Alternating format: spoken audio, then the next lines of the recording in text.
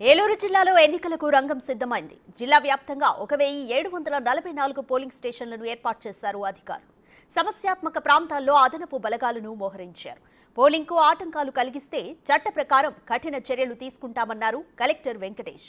ఓటర్లను ప్రభావితం చేయడానికి మద్యం, నగదు పంపిణీ చేస్తే కేసులు తప్పవని హెచ్చరించారు. పోలింగ్ ఏర్పాట్లపై మరింత సమాచారం మా కరెస్పాండెంట్ శివసాగర్ అందిస్తారు. ఏలూరు జిల్లా వ్యాప్తంగా ఎన్నికల ప్రక్రియ మొదలైంది. ఏలూరు మొత్తం జిల్లా వ్యాప్తంగా పటిష్ట భద్రతా ఏర్పాట్లు చేశామని ఇప్పటికే కలెక్టర్ ప్రసన్న వెంకటేష్ చెప్పడం జరిగింది. ప్రస్తుతం మనం ఏలూరులోని డిస్ట్రిబ్యూషన్ సెంటర్లో ఉన్నాం. ఇక్కడ నుండి ఈవీఎం పోలింగ్ సామాగ్రి అంతా తీసుకుని పోలింగ్ సిబ్బంది ఆయా పోలింగ్ స్టేషన్ల ఎక్కడైతే వారికి కేటాయించారో ఆ పోలింగ్ స్టేషన్లు చేరుకుంటారు. ఇక్కడ పోలింగ్కి సంబంధించి ఈవీఎంలు కానీ వీవీప్యాట్లు కూడా ఇవన్నీ వీరికి అందజేసే ప్రక్రియ మొదలవుతుంది. ఏలూరు జిల్లా వ్యాప్తంగా మొత్తం 1744 పోలింగ్ స్టేషన్లు ఏర్పాటు చేసినట్లు, అట్లాగే సుమారుగా 16 లక్షల మంది ఓటర్లు ఉన్నట్లుగా కూడా ఏలూరు జిల్లా కలెక్టర్ ప్రసన్న వెంకటేష్ చెప్పారు. పోలింగ్ సామాగ్రి తరలింపు కోసం 350 ప్రైవేట్ బస్సులతో పాటుగా 150 ఆర్టీసీ బస్సులను కూడా హైర్ చేసుకున్నారు. ఎక్కడా కూడా పోలింగ్ సరళికి ఇబ్బంది కలిగించే ప్రయత్నాలు చేస్తే మాత్రం వారిపైన కఠిన చర్యలు తీసుకుంటామని ఇటు కలెక్టర్ ప్రసన్న వెంకటేష్తో పాటుగా ఎస్పీ మేరీ ప్రశాంతి ఇప్పటికే హెచ్చరించడం జరిగింది. పోలింగ్ స్టేషన్కి 100 మీటర్ల పరిధిలో ఓన్లీ ఏదైతే గుర్తింపు కార్డు కలిగిన పోలింగ్ బూత్ ఏజెంట్లు అభ్యర్థులు మాత్రం ఉండాలి. 200 మీటర్ల దాటిన తర్వాత మాత్రమే మిగిలిన వారంతా ఉండాలని చెప్తున్నారు. అట్లాగే 144 సెక్షన్ అమల్లో ఉంటుంది. ఏదైతే రిజల్ట్ వచ్చేంత వరకు కూడా జూన్ 1వ తారీఖు 3వ తారీఖు వరకు కూడా 144 సెక్షన్ అమల్లో ఉంటుందని ఇప్పటికే చెప్పడం జరిగింది.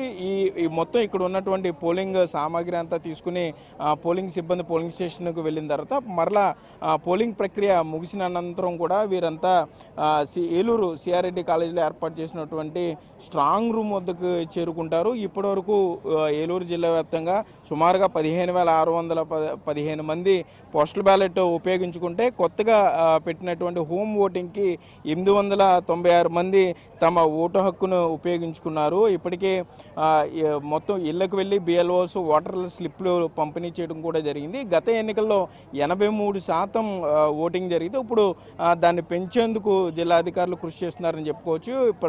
ఇప్పటికే స్వీప్ ద్వారా అవగాహన కార్యక్రమాలు ఏర్పాటు చేశారు. అందరూ కూడా ఓటు వేయాలంటూ కూడా జిల్లా వ్యాప్తంగా ప్రచారం కూడా కల్పించారు. ఓటర్లు తమ వద్దనున్నటువంటి ఏదైనా 12 గుర్తింపు కార్డులు ఎలక్షన్ కమిషన్ ఇప్పుడు గుర్తించింది.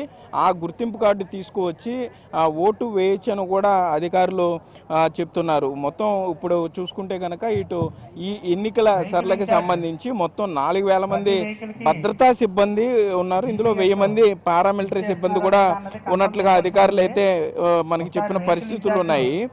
మరోపక్క చూసుకుంటే కనుక సమస్యాత్మక మొత్తం జిల్లాలో 416 పోలింగ్ బూతులను సమస్యాత్మక ప్రాంతాలుగా గుర్తించారు. ఇక్కడ పారామిలిటరీ సిబ్బందితో అదనపు భద్రత కేటాయించినట్లుగా కూడా అధికారులు మనకు చెప్తున్నారు.